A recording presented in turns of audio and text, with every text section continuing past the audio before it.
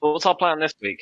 It looks like blessedly next week they're going to give us some time off. We have, get this, we have 4 weeks off. Oh my god. I know, right? Jesus Christ, that's beautiful. It's almost scary. It's like, yeah, it's such a drastic change. But don't worry. Now, this may have changed, but last I checked, the first week we come back, we have 3 events. So, okay, you've certainly done what is normally my job. Yeah. Yeah, that's true. You're normally the, hey, maybe Romero should fight Fedor guy. I knew you would like that tweet. Easily one of your most evil fucking thoughts ever. Really, really dark.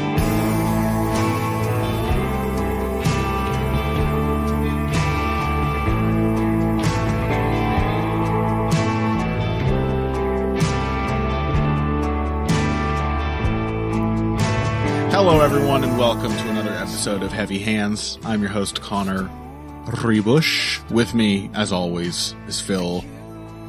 God, there's no good way to put a trill in your name. Good. Mackenzie. I'm not here to be exotic. You can't make me. Phil Mackenzie. He's straight-laced. He's meat and potatoes. He's really quite dull, and he's here to talk to you about mixed martial arts. That's right, folks. We are in really like fight lineup wise. We're in like one of the hottest spots of the entire year up to this point. Cause last weekend's card was phenomenal. We are coming hot off of, hot's clearly gonna be the word that I keep saying throughout this episode. We're off a very hot fight between 2 hot young gentlemen named Davis and Figareto and Brandon Moreno. Charles Oliveira and Tony Ferguson did not go the way we expected, but that does not mean we don't have things to say about it. Kevin Holland. Why didn't I mention it first? Kevin Holland, mascot of the show, godfather of Phil's first child yet to be born. Living saint. Phil, do you think he won this fight because we were so dismissive of his chances last week? I couldn't give you any reason why Kevin Holland decided to win this fight like this. But it did have the distinct feeling that he decided to win it, didn't it? Mm-hmm. That's Kevin Holland. And Cub Swanson, Pineda. There's a lot of stuff from last weekend's card that we want to talk to you about. We're likely going to have to cut out a lot of what we do touch on and make a Patreon bonus out of that. But certainly we're going to get to the main and the co-main event before moving on to next weekend's card, which is headlined by the similarly exciting Stephen Thompson versus Jeff Neal, and its co-main event, the sickeningly exciting, I don't even really know how to feel about it, Jose Aldo versus Chito Vera, which is like, you know how you were saying before, Phil, how like, you know, Zane was like, hey, Daniel Pineda should get Cub Swanson, and they were like, yes, Zane, of course, we'll do that for you. Why do I get the exact opposite treatment from the UFC? Yeah, they just want to break your heart. It's guaranteed to break my heart. I mean, it's guaranteed I'll be excited for whoever wins, but it is it's a confusing matchup. So fortunately, we'll have a little time where we talk about UFC 256 for me to get my thoughts and emotions together regarding that one. Which means we're kicking off with the main event, Davis and Figareto versus Brandon Moreno. It took all this time and all these bizarre circumstances, and I know we're going to talk about the technique and how amazing the fight was, and I don't think we're even going to get bogged down in a scoring discussion because I'm pretty damn sure we both agree more or less. But the thing that has really dominated my brain, and I'm sure, you know, I shouldn't have let it do this, but the thing that has dominated my brain since this fight was that afterwards, Dana White got up on that UFC press conference stage with his big swollen head sticking out of a tiny 15-year-old's band hoodie, you know, the usual uniform, and becoming increasingly red and developing a sort of sheen, which became shinier by the moment. He got up there and smiling in that really smug fucking way he has. He said, the flyweight division used to be dull, but Mick Maynard, matchmaker, made a few tweaks, and now it's the most exciting division in the sport. Does that make you have feelings of criminal intent, Phil, like it does for me? Well, I mean, all over, like, this event was just a banner for the rot at the top of, like, the legacy UFC people who have come along with the sport. From the terrible commentary to, like, trying to like, play off, like, cutting half of the flyweight division, including one half of the main event. Including one half of the fight that got you to say these words. Somehow made this division more exciting. Yeah. And what was the other one? Oh, yeah, of course. When they were having that little story about how Dana White used his imperial power to keep Kevin Holland out of the UFC and try and teach him a lesson because he had charisma. That's right, because he was a loudmouth. He couldn't keep his mouth shut. Yeah. And Dana was just like, oh, yeah, we get the fuck out of here unless you kiss the ring. That's right, because nobody likes that about Kevin Holland. Yeah. So, yeah, truly dire. But Jesus, I didn't even think of all those as being, like, thematically connected, but you're spot on. Yeah, it was just one of those things where you're like, wow, the people who have been doing this for a long time, their brains are turning to goo. Yeah, no kidding. Yeah, with all of them together, there was just something about that particular speech, which I guess was sort of the capper of all of these moments. That was just like, this is like a decadent ruling class. Like, it's not even just, the same old. It's like, these guys have been at this too long. They're now in like the third generation of like Mongol, rulers where they've gotten used to the fat life and they're absolutely useless as leaders now. I don't know. That's the feeling I got. Deiveson Figueredo and Brandon Moreno owe absolutely nothing to the UFC, Dana White, or its matchmakers for putting on what was, a lot of people are saying, fight of the year contender. That's a lot of the hype from the recency of it.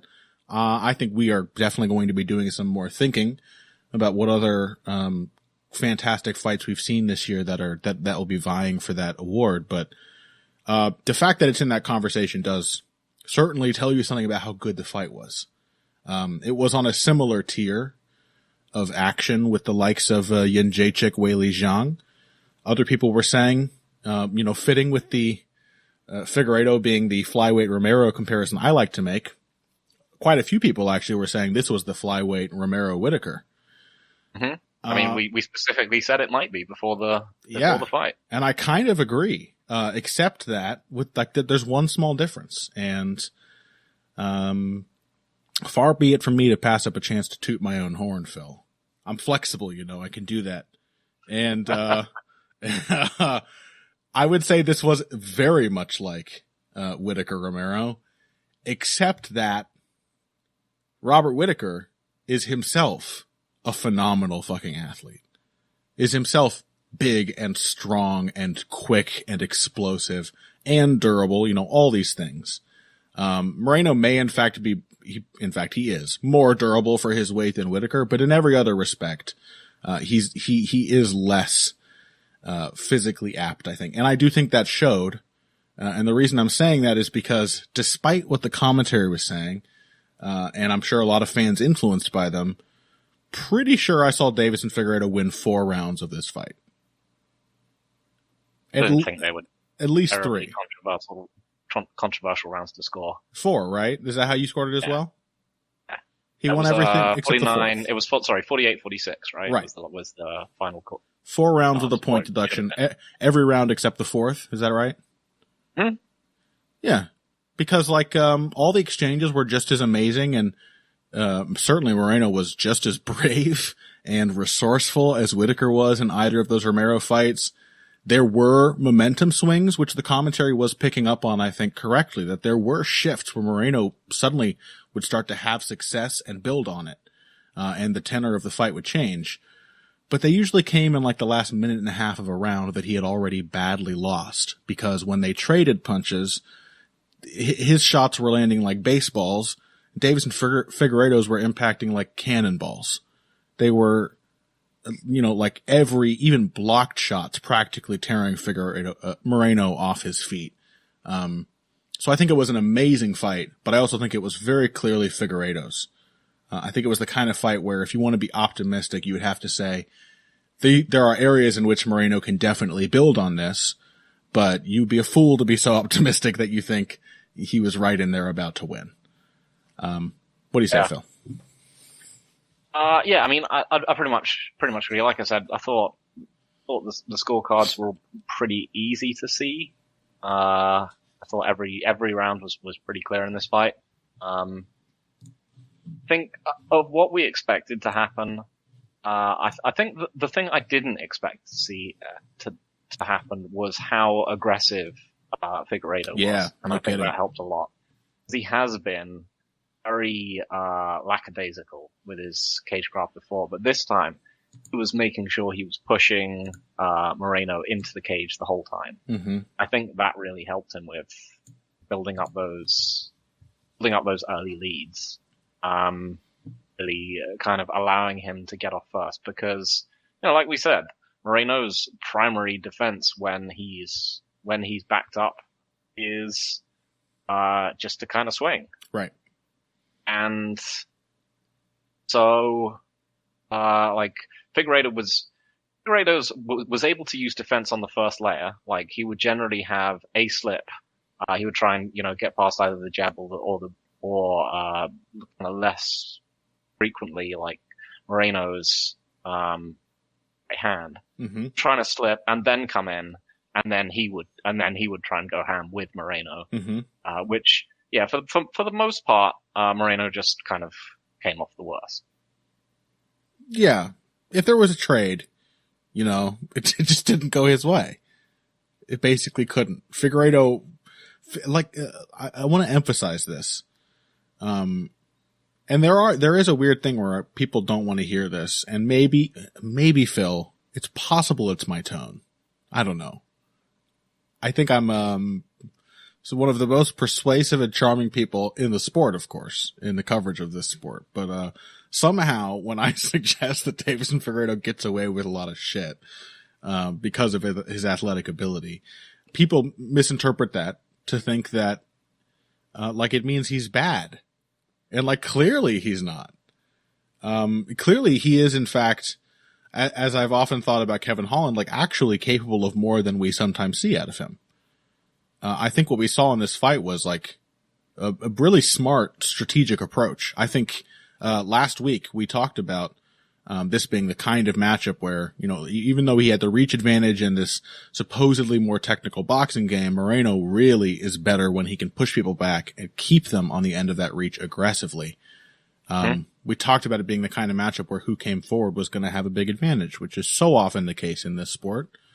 And I think Figareto seemed to recognize that from the get-go. He seemed to recognize for the duration of the fight how important it was for him to continue moving forward. And I think he was right. Certainly the moments when Moreno was coming forward were the worst moments of the fight for Figareto. So, I think he made a lot of smart calls, but he also just I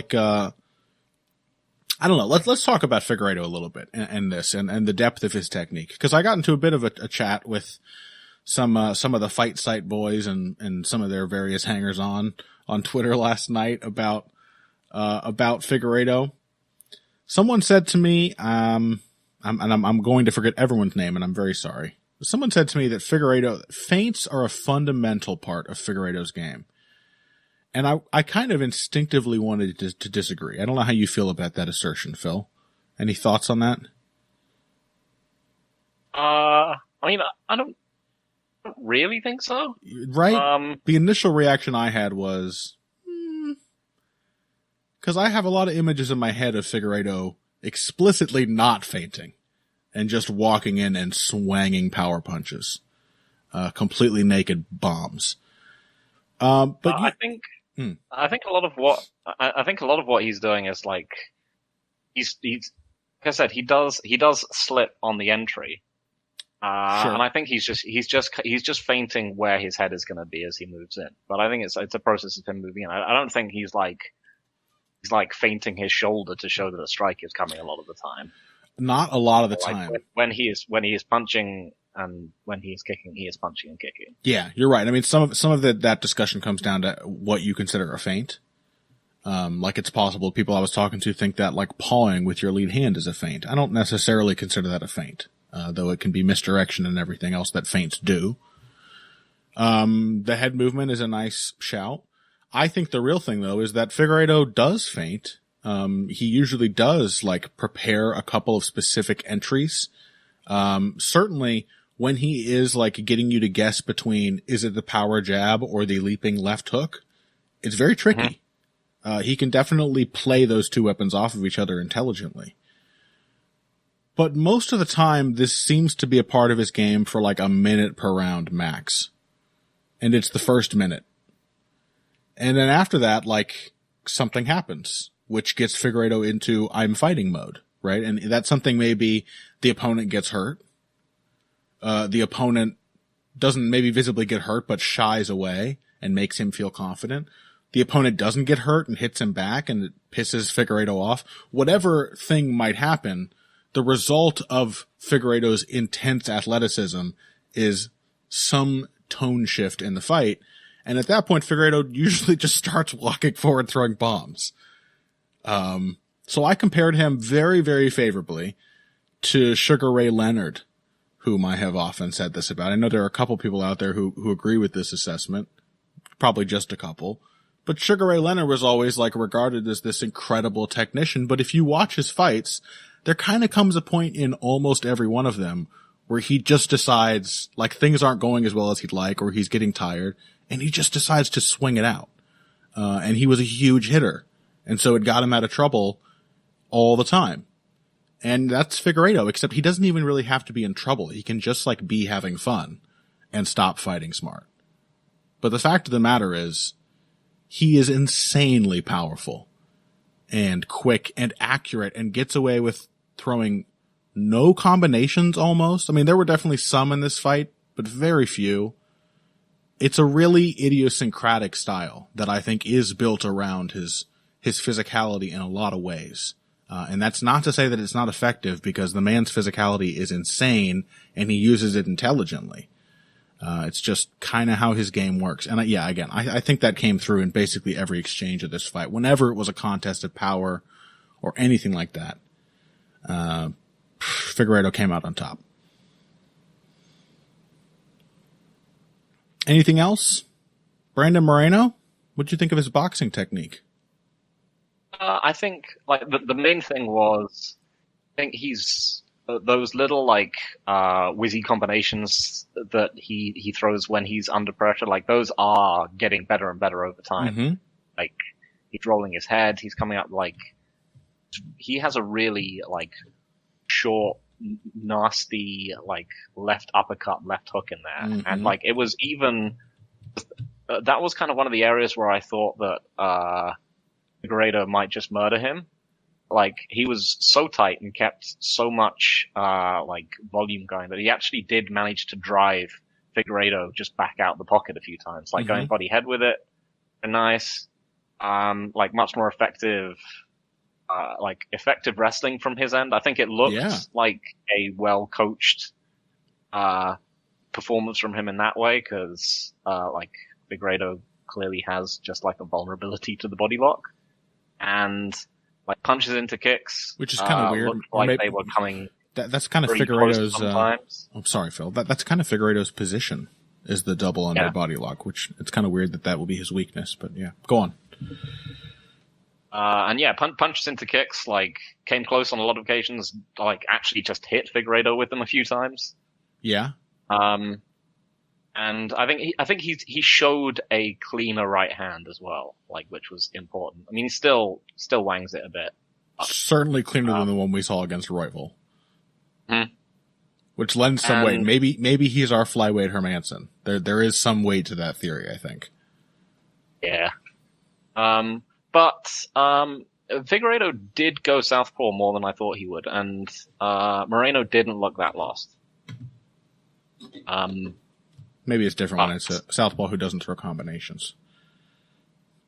Yeah, I think with Figareto, he showed, yeah, like I said, it was mostly like the consistent aggression, like the walking Moreno down, and I think he showed that, when he gets into his range, he could just, he could jab and kick and go to the body with Moreno, and sort of pretty much just like, wipe him out there, really.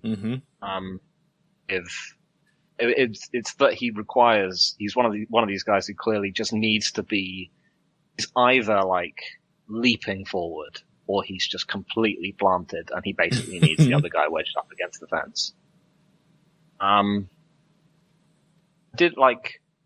So what do you think about like the fighters moving forward? Everyone's expecting there's probably going to be a rematch, because people are saying some interesting things online about what they expect to happen next time. Adjustments could be made. Yeah. Well, I think obviously a lot of that is going to go towards Moreno because we are both equally confident that he lost this fight. But I think both of us feel that it was an extremely valiant effort. And I certainly think that there's some room to grow there. So yeah, I mean, I think first things, I think the real sticking point, we could get into lots of different little tactical adjustments, like leaning into the wrestling more, so on and so forth. I think the real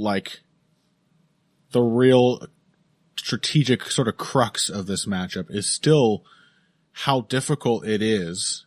And this, having seen this fight now really clarifies this or crystallizes this. It's clearly very difficult for Brandon Moreno to push Figareto backwards. Like, as you said, he did land some really nice crisp combinations that had that effect. But even then, I'm not sure that those same combinations would have had the same effect in round 2. That, they would have, the first few attempts at them did not. In fact, they provoked exchanges that backed Moreno off most of the time. So that's the difficulty. And that is one where physicality is a big issue. But I do think we could take a cue from a performance that we're going to talk about probably on our bonus episode this week. We could take a cue from Gavin Tucker's fight with Billy Quarantillo, where in response to intense pressure from somebody who was, if not like far and away a better athlete, certainly bigger, and to me it looked possibly a little stronger than Gavin Tucker, his wrestling was an absolute like fail-safe. He needed it in that fight. It helped to slow the pressure. It helped save him when his own gas started to fail, which, sorry, DC and Joe Rogan, also happened to Brandon Moreno, which is what happens when you let, a 12-inch howitzer shoot you in the belly 8 times in a row. You get tired even when you're Brandon Moreno. But I thought that, Gavin Tucker's wrestling and his clinch were completely instrumental, because we've talked many times on this show about how necessary it is for the retreating fighter to have an option to close the range on their terms, or to have something where they can accept the pursuing fighter in and still be fighting them. You can't just run backwards the whole time. And if Brandon Moreno, who seemed to do pretty well in the clinches and have some nice quick triggers to build to takedowns from there, I think he could lean into that more.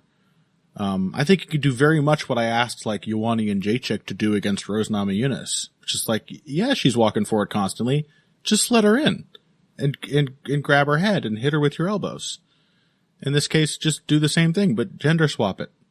I think that is, the clinch and the takedowns are probably a really big area where if Moreno were to invest in them, he could get a lot more like early momentum in this fight and possibly actually get Davis and Figareto to gas, which he certainly was not able to do, more than he was in this fight.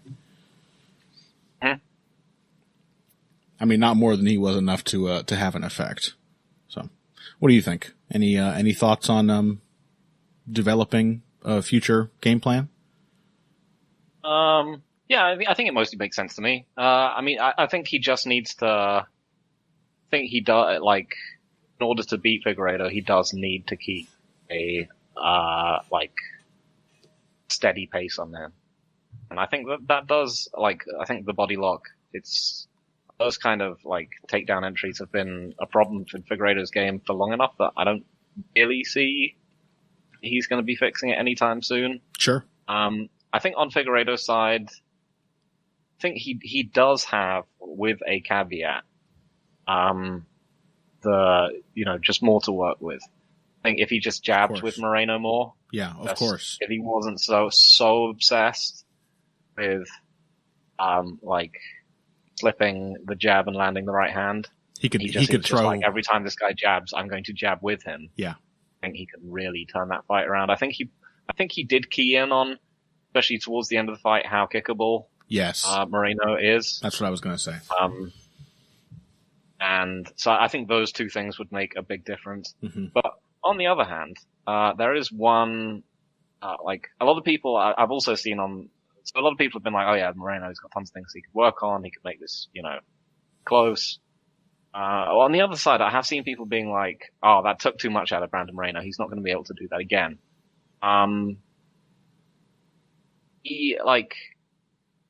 But I would say, I think Brandon Moreno hurt. I don't think he came close to winning the fight, but I think he hurt Figareto more than Figareto hurt him. I think they both stunned each other, but they both also hardly these are two of the most durable dudes in the UFC. Yeah. These guys are incredibly tough. That point in the fourth where Moreno was pouring it on Figareto. Yeah. This is as hurt as I think I've seen either man ever. Sure, certainly. And, Figareto was left on a stretcher and Moreno was like, oh, actually I feel fine. I mean, I think this is one of the sort of underrated elements of this fight. There is the narrative of sort of the weaker athlete up against the stronger athlete. But I think that fifth round, it just came down to I think Figareto showed that he had the guts in the fifth round. Sure. He was the one who was just like, I need to throw more strikes in this round. I mean, as much as the fight was incredible, in that fifth round, whether his arm was fucked up or not, there are people who just keep going for it even when they're compromised. That's what champions are made of. There's Robert Whittaker. There's, Jose Aldo. Been a bit dismissive of him in the past, but you can't fault his heart. There's Uriah Faber going after Mike Brown with two broken hands.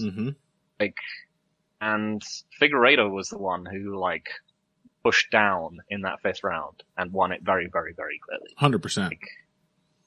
I kept thinking of Jose Aldo with Figaredo because he's another insane fucking athlete that I think if Figaredo is going to get better, he could learn a lot from the trajectory Aldo took.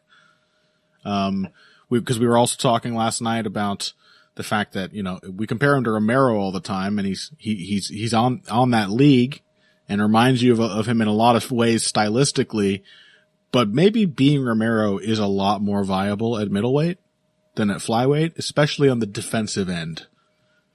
And that Figueiredo will probably have to address that at some point. Because the man's defense is still not good. Because he doesn't need it to be.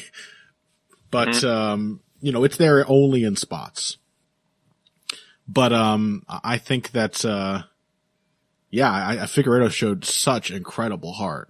I think he, like Aldo, has been through so much, and has reached this point. He now seems to have the mindset of no, you can't take this from me. If it really comes down to both fighters lay their cards on the table, Davis and Figueiredo is gonna flip the fucking table and find some way to win the fight, to win the game. He's not going to lie down. And I found myself incredibly impressed with both guys. It was just so amazing.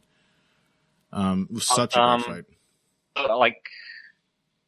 It was so it was incredibly impressive to see, but it's also one of those things where, as I've said before, you can't do that many times. You can't push yourself to the limit that many times. And I think for Moreno, it's probably probably a bit of a learning experience. But I would say there is more of a likelihood of Figareto being like degraded earlier than Moreno is. I mean, partially because he's 5 years older than him. Wow, sure. Moreno is 27 years old and looked remarkably okay after this fight, apart from his, shoulder complaints.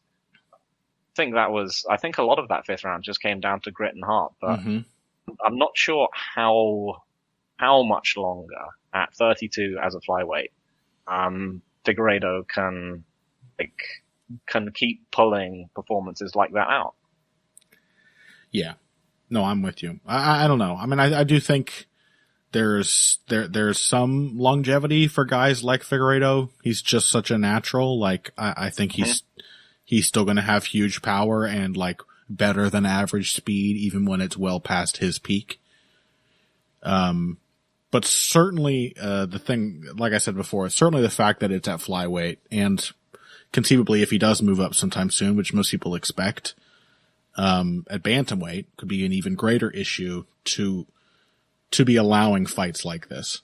So yeah, I tend to agree with that.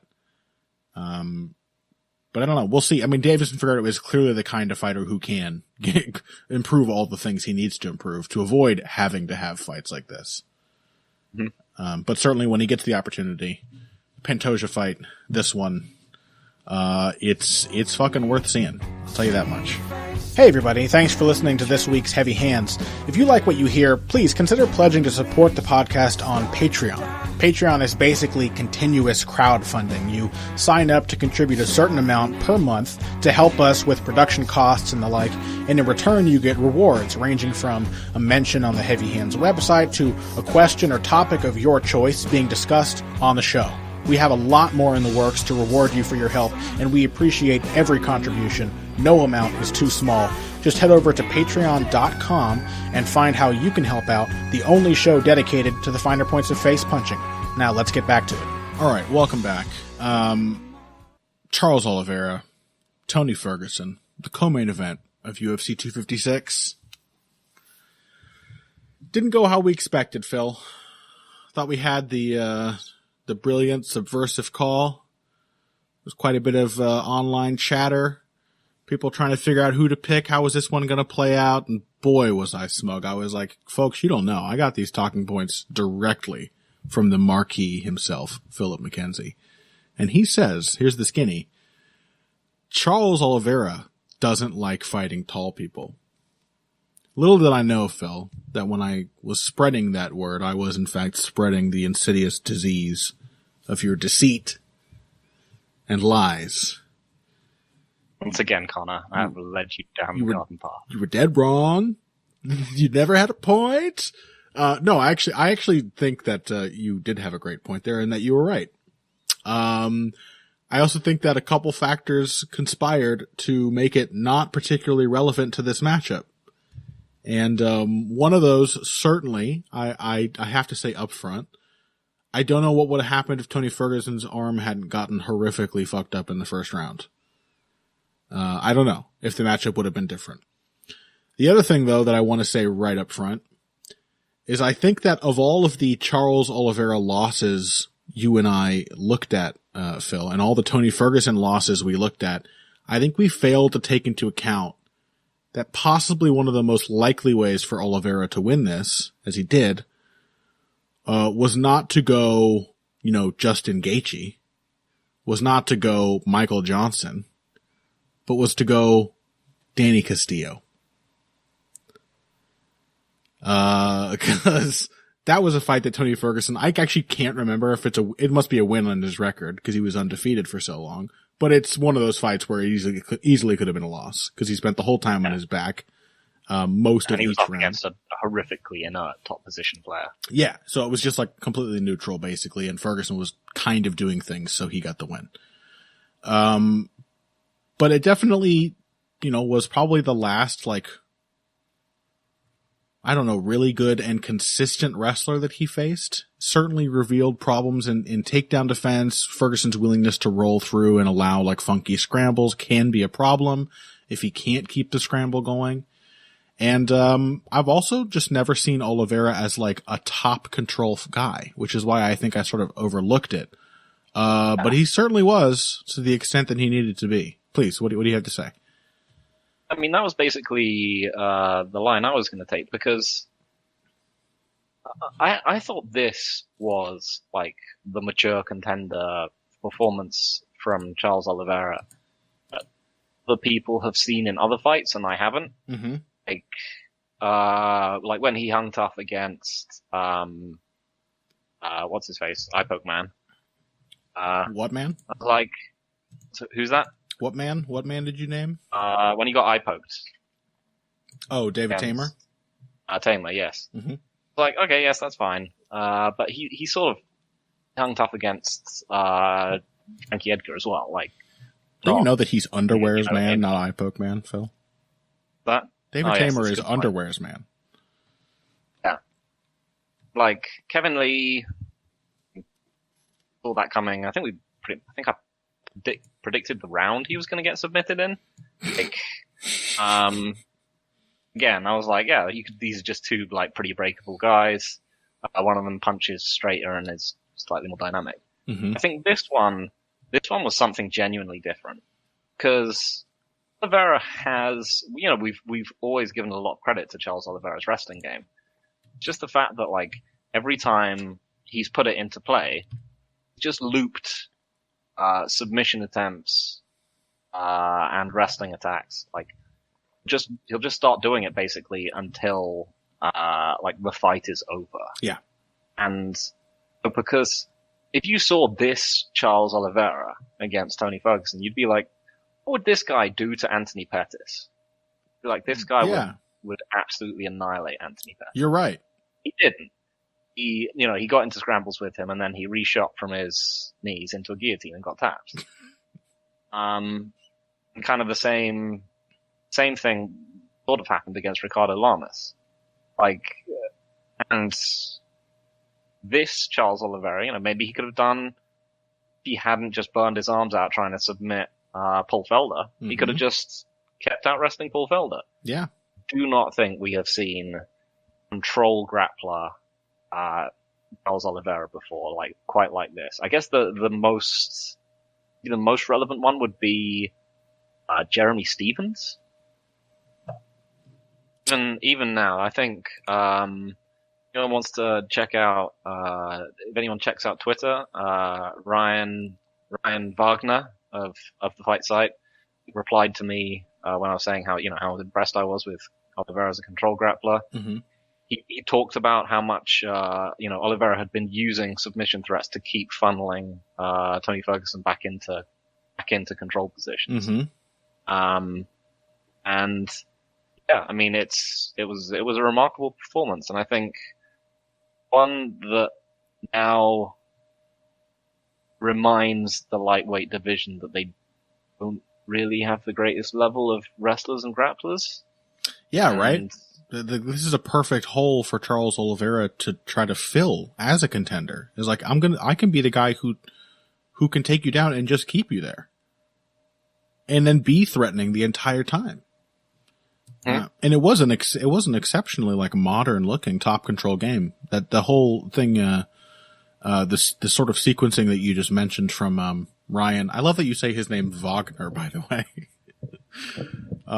That's not how he says it, is it? On this podcast, we pronounce That's right. We pronounce people's names the way they're supposed to be. Right. So that point raised by Herr Wagner, I think it sounds a lot like, the kind of grappling we see from sort of like Khabib's game, more like Bryce Mitchell's game, sort of like Sidney Outlaw's game. That's why is that the one that comes to mind, because I've scouted him. Where it is positioned before submission, and it has a limited series of preordained transitions that are possible from the given control position, and then a couple of submissions that the top fighter is going to let you walk yourself into if you follow one of those predetermined paths of escape. And it's like a a pick your poison way of maintaining position by just lining the every exit with threats. And, I didn't think Oliveira could do that. Honestly, I just like the way he grappled Anthony Pettis was so fatalistic. You kind of had to think it was like pathological, right? Mm-hmm. Like this guy is just going to destroy himself, going for everything he possibly can. And no, he fought a brilliantly controlled fight.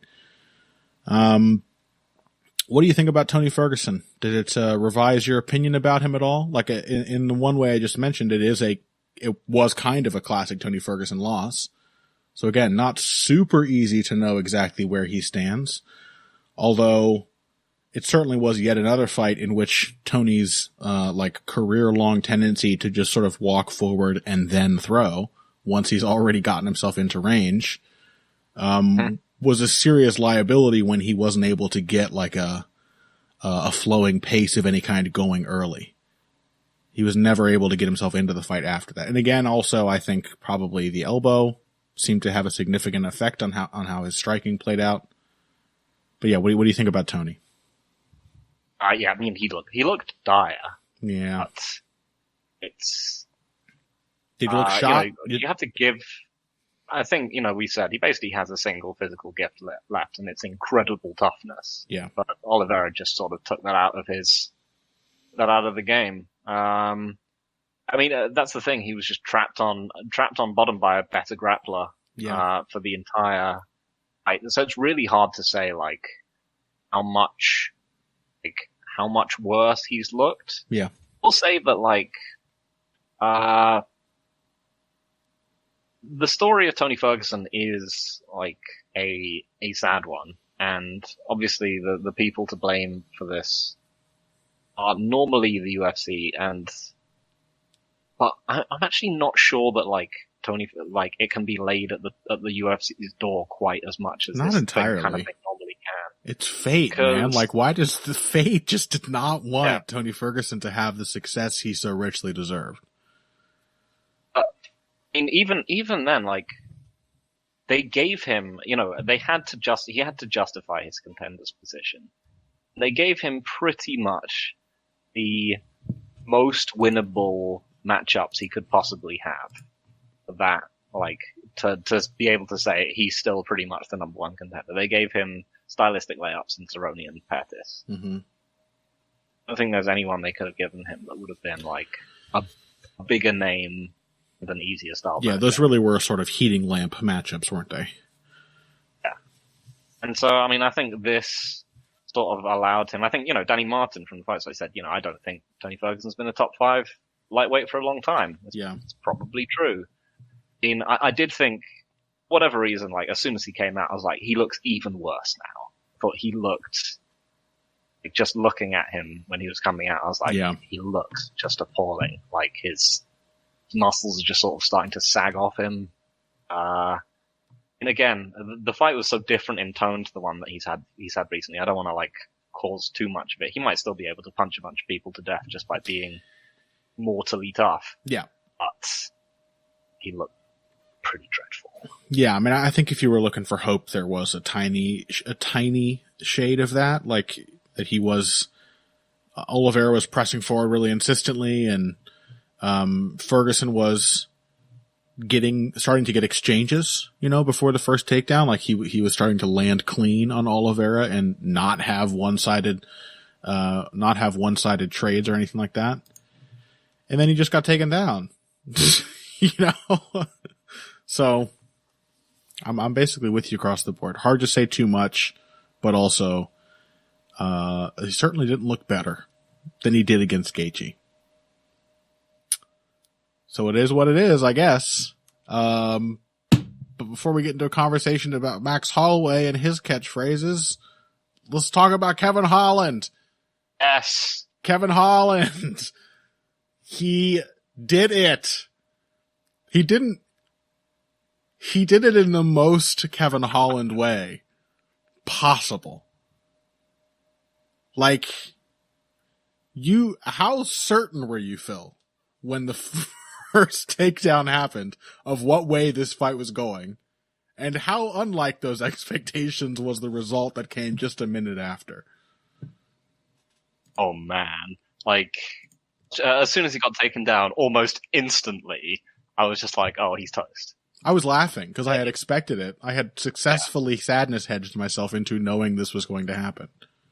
I mean, this is the thing. This is why Kevin Holland is, as you have mentioned, the perfect. He's in some ways the perfect UFC fighter, not even just the perfect lockdown fight. You don't really care if he loses because he's such a Because he doesn't. mortal, like, fighting imp. Okay. Watching him fail is pretty much as satisfying as watching him triumph. Either way, you're seeing Kevin Holland. Yeah. Mm-hmm.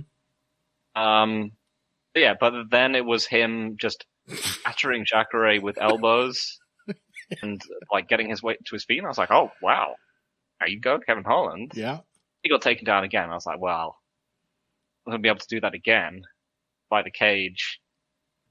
And then he punched Jacare in the face and knocked him out. He did a breakdancing move, Phil. He did a breakdancing move in order to generate enough leverage to punch Jacare in the face from his back.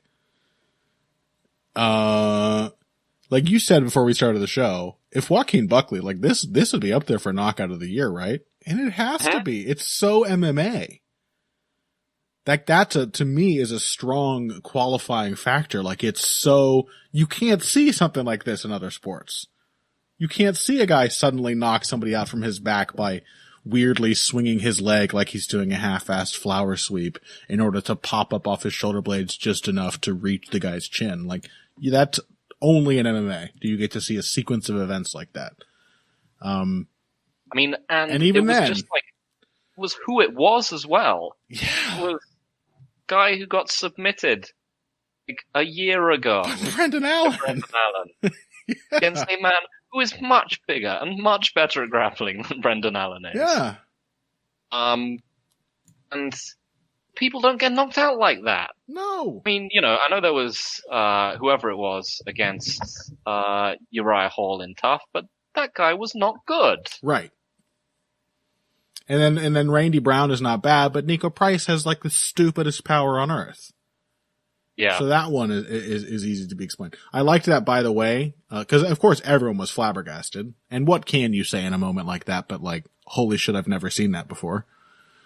But when Joe Rogan said that to Kevin Holland, this was far from the worst moment of Joe Rogan's night.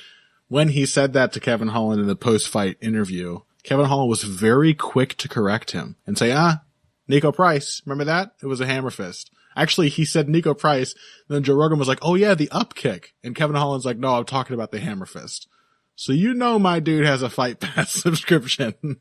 Kevin Holland knows his MMA as a sport. He appears to be a guy who enjoys watching fights and picking up moves. Hence the innovative he's probably style. got his own custom playlist of just like weird shit finishes. Yeah. Oh, I want to see it. So. Yeah, Kevin Holland, a legitimate contender at 185 pounds. I actually can't believe my luck. Something bad is happening. Hopefully it is like these events also just contained to the world of MMA and so it doesn't affect me too badly. But first Cheeto Vera and then Kevin Holland. I can't recall a time I've been on the train so early for two guys who then become bona fide contenders quickly. I don't know what happened. I don't know how Kevin Holland got here. This was so that they could break your hearts with horrific fights against Jose Aldo and Robert Whittaker? Yeah, that's probably it. That's probably it. I don't know. I think what's actually going to happen is they're both going to die unexpectedly in a taxi crash on the way to the event. They're not even going to get to their fights. Very dark, Connor. Very dark. Yeah. But yeah. So Kevin Holland should be getting someone like Marvin Vettori or something next. That sounds like a great fight. Yeah. I'd like to see that. Absolutely. The Kevin Holland in contention. I just don't know what to think. I will say, if you are looking for some kind of change in demeanor, I think what we've seen is that Kevin Holland, will kind of fight down to the level of his competition a bit. He's very much a I will take what you give me kind of fighter. But I also think that having had plenty of those fights now in the UFC, I mean, what is this? Like the guy's 10th UFC fight? Surely, I mean, they've been in I think it's his 11th. 6, 7, 8, 9, 10, 11.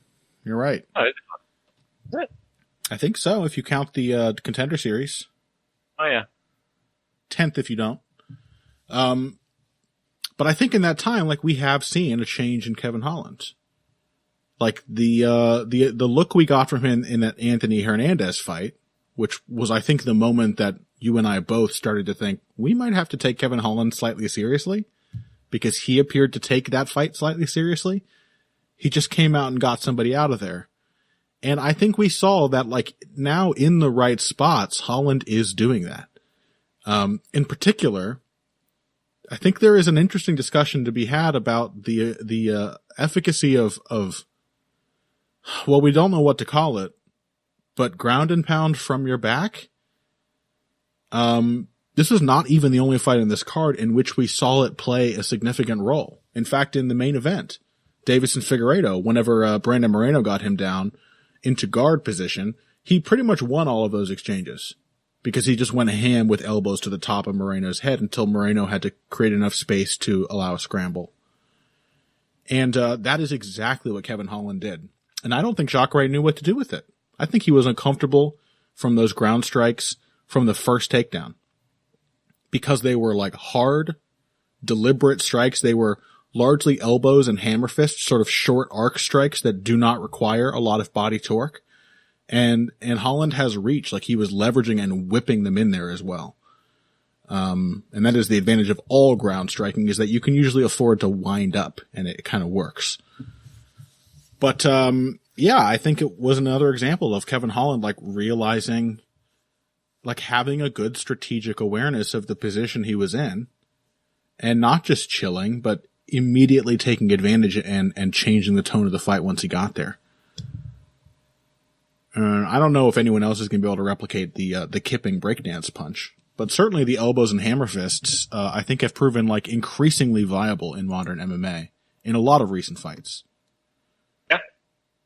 Yeah, I mean, it kept Jacare incredibly off guard. Yeah. And, sort of just unable, he was unsure of what to do. And then you could see him like, be like, okay, I'm just going to enforce my game. I'm going to ignore what this guy is doing. And then he got knocked the fuck out. Yeah.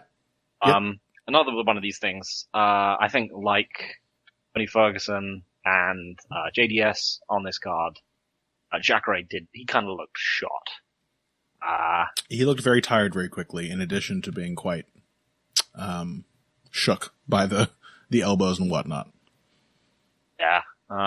It wasn't a good look that happened. I know he's been knocked out from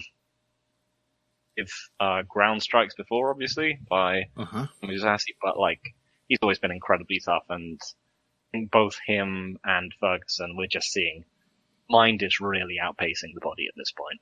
And JDS, don't forget JDS.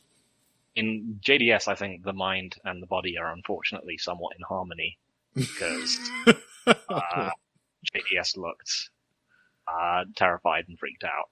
Yeah. He's shot in a different way. Yeah. So that was most of UFC 256, and truly almost all of the card, in fact. But it was a stupendous night of fights, as anticipated, even better than anticipated. A couple surprises, one or two disappointments, a couple of, one all-time great fight. So who the hell can complain? Let's take a break. What, Phil? To say, yeah, card top to bottom, like, absolutely fantastic. Again, one of these cards where everyone pretty much performed. At least one person performed in every single fight. Each fight had at least one remarkable performance.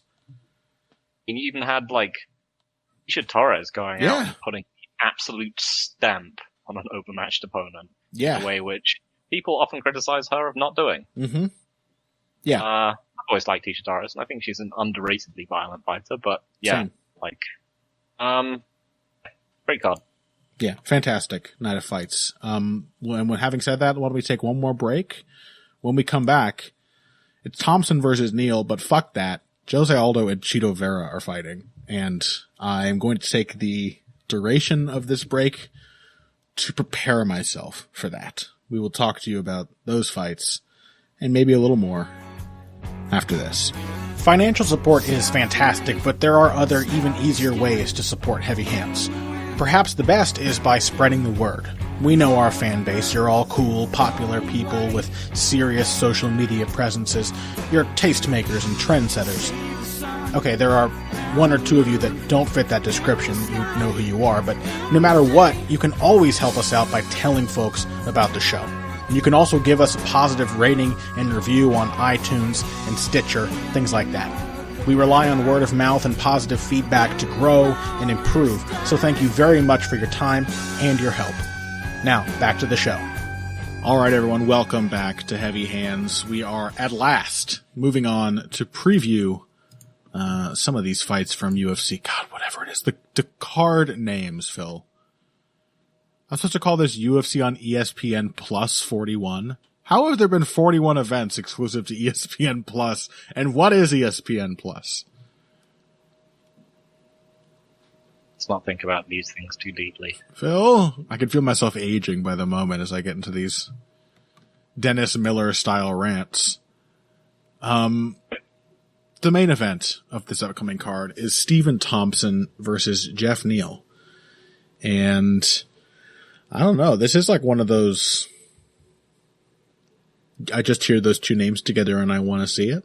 Like, I like Stephen Thompson. I know there are a lot of the technique heads out there who have some kind of a inexplicable issue with him. Luca Bourdon, of course, has the only good reason to dislike Stephen Thompson, which is that he likes kickboxing and karate.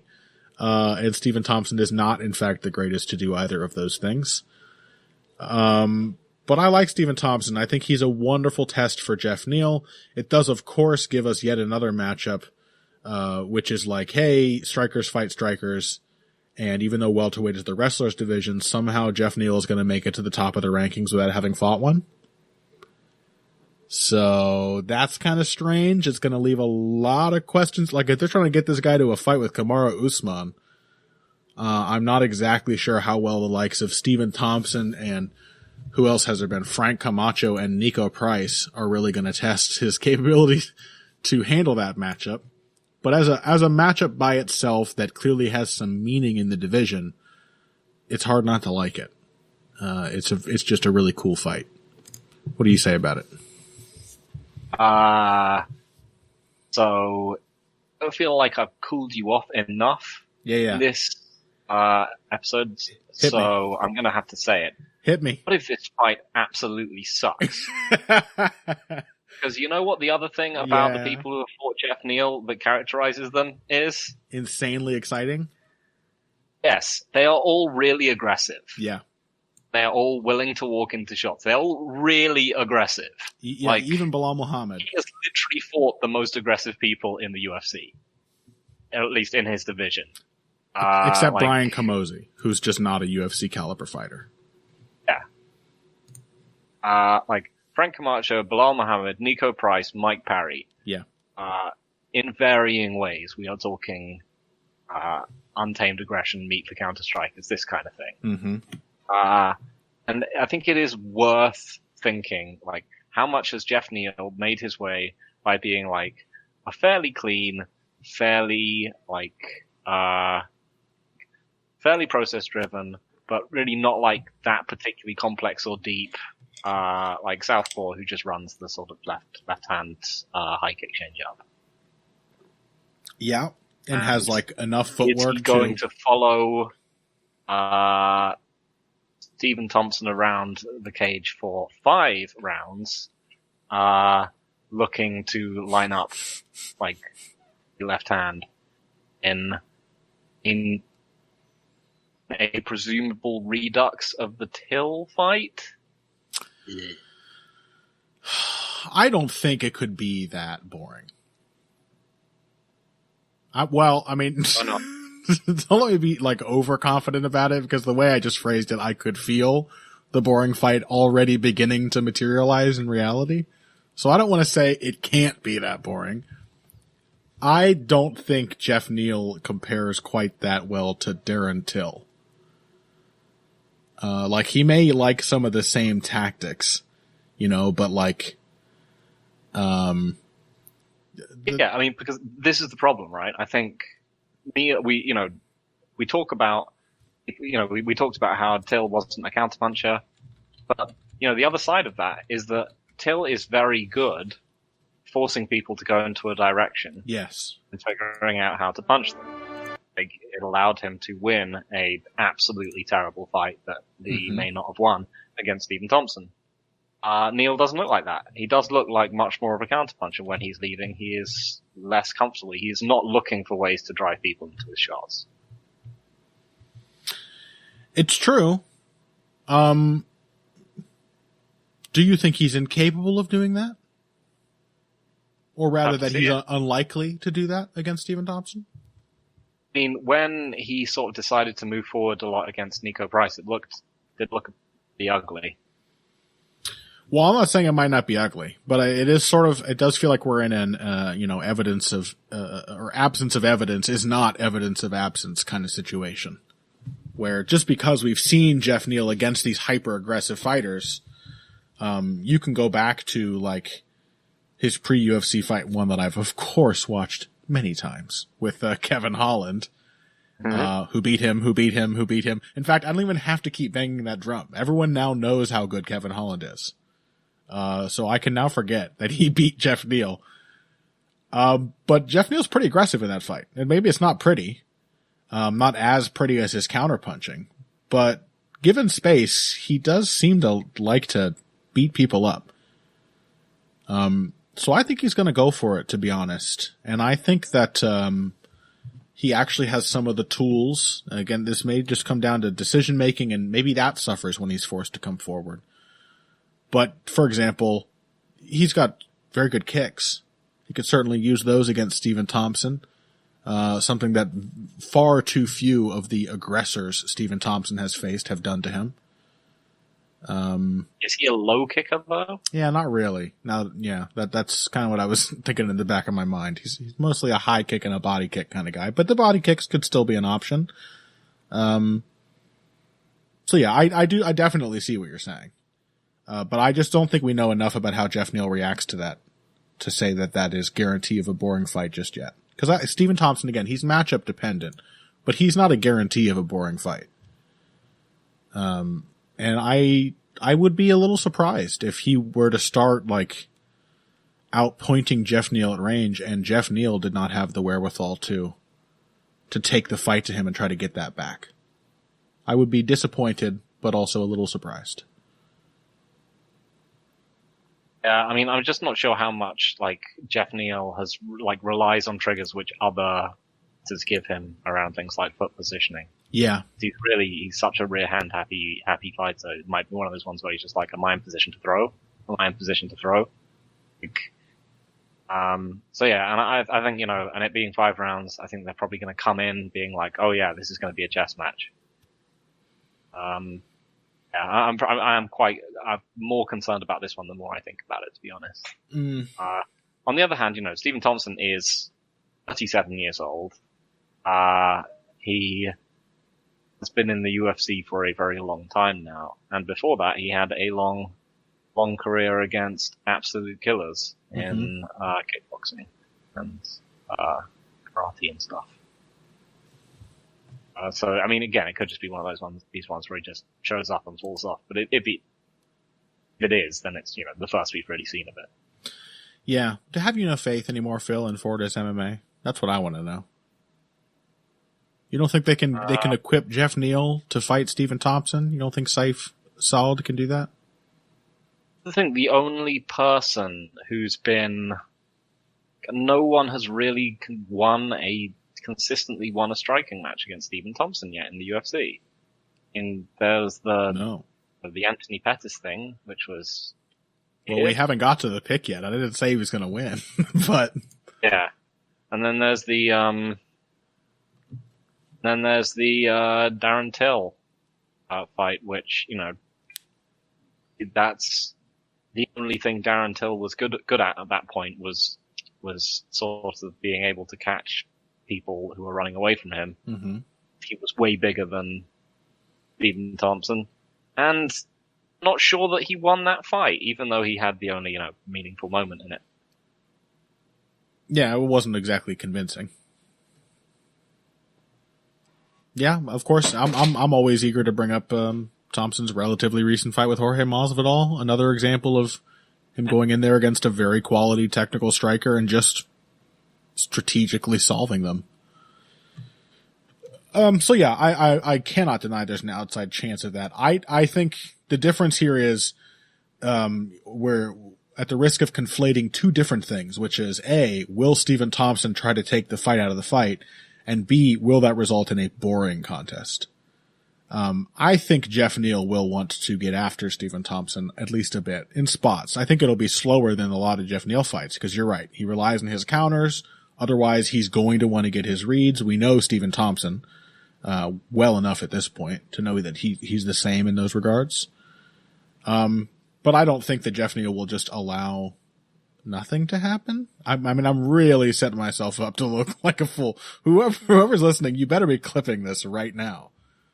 And just post that old mustache video of me reacting to Derek Lewis over it. 'Cause there's no video. But I don't know. I'm gonna pick Stephen Thompson though. I mean, that is the main thing, is I think you're right. I 100% agree in that I think, Jeff Neal has not been, prepared by previous matchups for this in any way. That there's a ton of question marks around how he can handle a fighter like Stephen Thompson, as there basically always are whenever anyone fights Stephen Thompson. And I also agree that Stephen Thompson is probably going to force like sort of a neutralizing, frustrating fight. And he's so much more comfortable doing that, as far as I know, than Jeff Neal at solving such a fight, that even though I trust Neal to try to come up with solutions, I don't think he's going to solve it. So I'm taking Stephen Thompson by, decision. Although possibly, I mean, you never know. Not like Neal's never been knocked out before, and Stephen Thompson is very accurate. So I think there's a chance for like a mid to late knockout if he does have really good success. But I'm kind of expecting a Thompson decision. Mm-hmm. Yeah, same. All right. Wow, I'm not sure I expected both of us to come here picking Stephen Thompson. But, yeah, that's the way it goes. Is that really what we want to talk about for this long, though? Don't we want to talk about Jose Aldo versus Chito Vera? And in fact, don't you want to talk about it, Phil, so I can try to calm this maelstrom of feelings in my head? Oh, I mean, I guess it's just a question I want to ask. No, you're supposed to talk, you fucker. And that's how I'm going to talk. All right. Who do you want to win, Connor? Don't. Who do you want to win?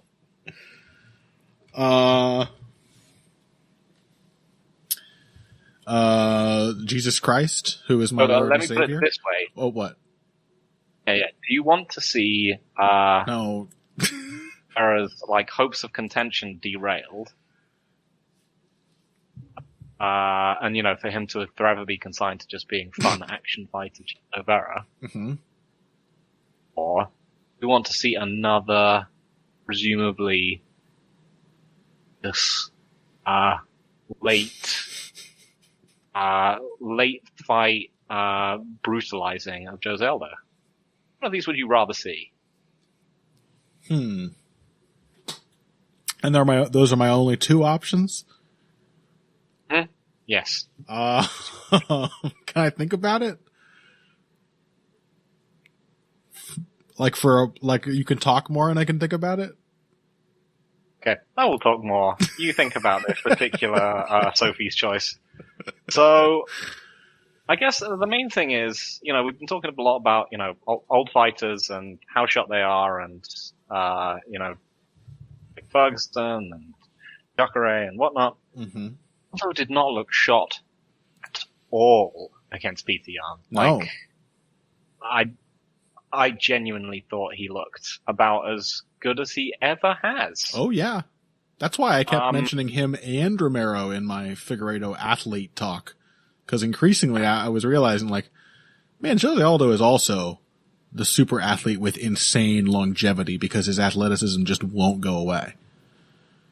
Yeah. I mean, I really had a lot of trouble finding ways in which I was saying, oh yeah, like any of Jose Aldo's fights, even in retrospect, have been down to like significant physical degradation. Yeah, right. Like, the only one which you were like, oh man, that's bad, was the obviously the against Moraes. Mm-hmm.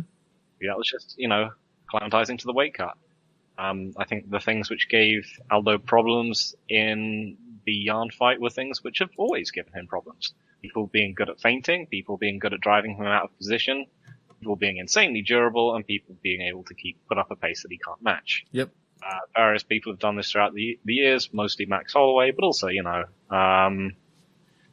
what's his face? Dearly beloved, Canadian contender. Hominick? Hominick. Mm-hmm. Was able to get to Aldo with like double jabs and start putting him out of position. I think the only thing is maybe it was the wrestling defense and like the durability, but again, these could just be down to fighting people. Mm-hmm. But Peter Yan so is a tricky takedown artist in a way that all of the much more obviously wrestling interested opponents in the past were. Like I don't. Likewise, Marlon Moraes. Like I think you could easily just say, oh, Jose Aldo didn't really expect to get taken down. Okay, yeah. I buy that actually. And so like there's no reason to assume that he's not just gonna like tune Chito Vera up for at least 2 rounds, right? Unless, he really has dropped off before then, since then. Could happen. None of those things are particularly things which Chito Vera does. He's not someone who pushes people out of position with his strikes. He does. The only things he has going for him out of the sort of the checklist is immortal durability and pace. Hear from him. Pace he generally needs to build up to. You got a little fight pass audio there over your talking. I just got a little burst of fight pass audio there. What were you saying on this professionally recorded podcast? So out of the checklist of things, he doesn't have the sort of craft and, the feints of a Yarn or a Hominick or a Volkanovski or a Holloway. Right. He does have the immortal durability yes. and the pace. Yeah. It's hard to think of like that being enough over a 3-round fight. What he would have to do is that he would have to put out more damaging offense than Peter Yan could over the course of like 2 rounds in order to get Jose Aldo tired enough to like 10-8 him or like finish him in the 3rd. Okay, I've got it. I've figured out the most bittersweet result that I will now be gunning for. Okay, go. It is, in fact, it's one of the more feel-good ones because the way you've just laid it out now has me feeling like Chito has to win, right? For it to be like something of a happy ending, because at least Chito has some hope. Jose Aldo at this point is just like, Jose Aldo winning is like hyper-athletic Scrooge, just keeping the poor Chito out in the cold. I think Chito has to submit Jose Aldo. How would that make you feel? Surprise him with wrestling and then armbar Jose Aldo or beat him up on the ground. In fact, I would say that is one area where I think Chito has a genuine technical edge, or just a stylistic edge, is clinches and ground striking. Yes. Clinches specifically. Yes. I think that's always been an area where, we've mentioned Aldo just tends to, as he's sort of finishing someone, right, just tends to like stiff arm and push people out. He just doesn't want it. Yeah. Or he will occasionally just, grab someone with like an over-under and just hold them for a minute as well and chill. He's either passive or resistant. And, Vera is, super aggressive. and pretty sharp in the clinches. He's really ready with short punches and elbows, knees to the body and the head. And of course, all of these feed into the threat of a front headlock choke too. So he has a really complete sort of standing clinch game, that is a great weapon for him being such a tall fighter for the division. So yeah, I think if there's anywhere where Chito Vera can create some messy exchanges that Aldo doesn't really have the background to deal with, it is there. And there is the outside chance that Vera could get this to the ground. I mean, I'm kidding when I say he submits Aldo. I will be pleasantly and horrifically surprised, if such a thing happens. But there, you know, I gave an excuse before, but we have noticed Aldo getting taken down, right? In his recent fights. And, there's something there. Like, that's not a thing that he's lost some little bit, I guess, of the speed advantage, maybe. Maybe he's not doing his wrestling the same way. Maybe it's just a different kind of takedowns that are catching him. Or maybe it is, as I said before, just because he didn't think Marlon Moraes was going to lap drop him. And Peter Yan is exceptionally good at setting up and disguising his takedown entries, with his super high output striking. So any of those things could explain it, just as well as any amount of like physical decline from Aldo. But if he is a little declined in that regard, then who knows what could happen in just a crazy sequence in this fight. Because one thing I will say is that the third round of this fight is going to be nuts. Third round is going to be wild and messy, and bizarre, unpredictable exchanges are likely to unfold. That is, unless, actually, you know what? I think this is the saddest result, Phil. I think Jose Aldo does to Chito what Douglas De Silva did. And just I was thinking that is actually a very, like the idea of him breaking Chito's will is actually very depressing.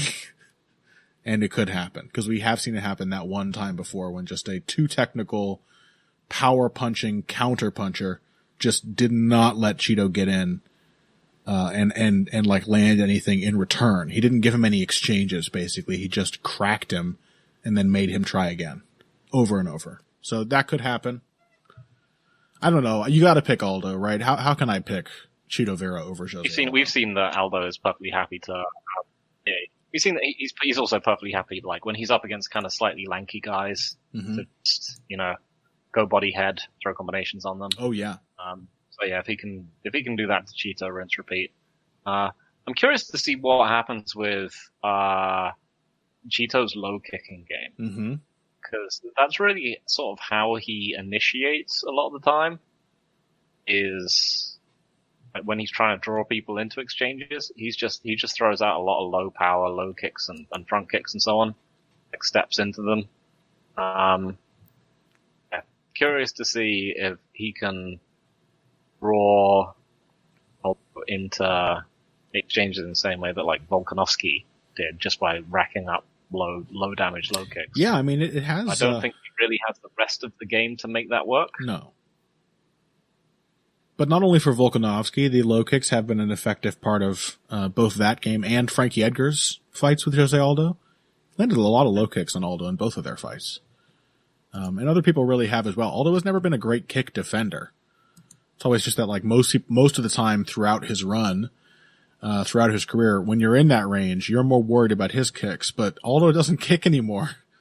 So that's another option. Yeah. Is that he did against Jan. That's true.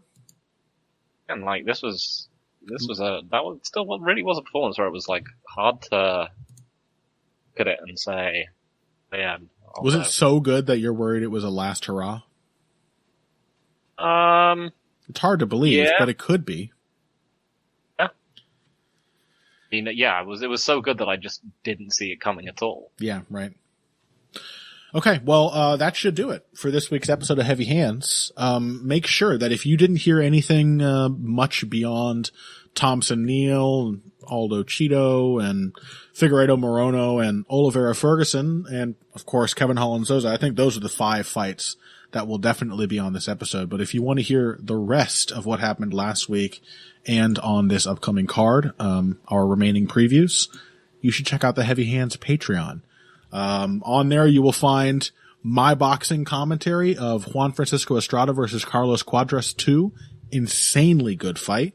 So if you want to hear me actually having quite a bit of like technical know-how to share over the course of that fight, you'll find that on the Patreon. You're going to find this bonus episode, and hopefully by the time you look, you will also see my commentary of Mike Tyson versus Roy Jones Jr., two old men having a surprisingly like eager contest that I really enjoyed. So you can find all of that stuff. It's $3 a month on the Patreon. You know, just do it. God damn it. Oh, I almost forgot to mention the store, Phil.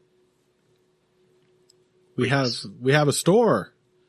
Tell the people listening what they can get in the store. You can get a heavy hand shower curtain. Do you need one? Didn't think you were going to lead with that. I really thought you were going to set him up for the shower curtain. Nope. What else? Clock. Behance clock. Behance, mobile phone case. Actually, I think I genuinely might get one of those, you know. The phone cases look slick. I do have, like, my mobile phone case is extremely old and decrepit, and it's actually a really good design. But yeah, so there are plenty of regular human things to buy on there. There are. Ignore my terrible, facetious ramblings about all the crazy shit you can buy. There are like t-shirts and hoodies, and yeah, it is actually a genuinely awesome design. People I've showed it to, it is, right? John do not like MMA have been like, wow, that's really good. I might get one of those. It's just an attractive design. John Galong is a hell of an artist, and he did a beautiful job. And I do think you should get the shower curtain. I think you should use it as a sort of sack to carry all of your other heavy hands gear in. If you just sort of gather the corners together and knot them, you can carry a huge quantity of phone cases like that.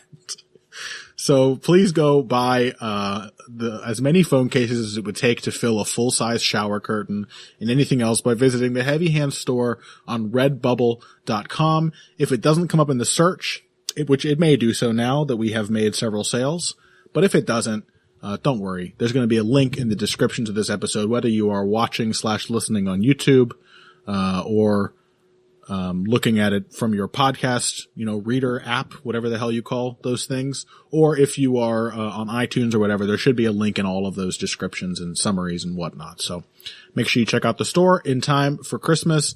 And anything else to plug, Phil?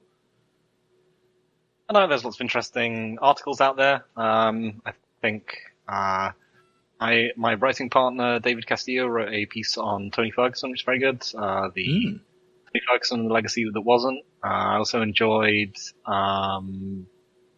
Bastard Zane Simon's editorial, which was he doesn't write them all that often. Tough Enough to Be King, about Figareto versus Moreno. So that was a great event. It inspired lots of like interesting writing and analysis. Yeah, you enjoying it? So go check both of those out.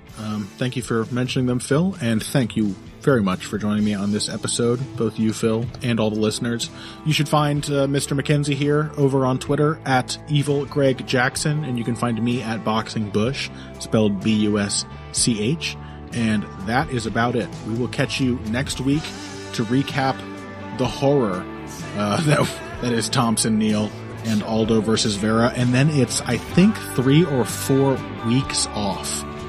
After a relentless UFC schedule, we are coming up fast on a stretch where we get to do some topics and non-schedule related shit, and most importantly, the handies. So make sure you continue downloading and paying attention to Heavy Hands. We're going to have our fantastic, increasingly fantastic year-end awards here in just a few episodes. And otherwise, we'll catch you in the future. Thanks for listening. If you came here today for the finer points of face punching, you came to the right place.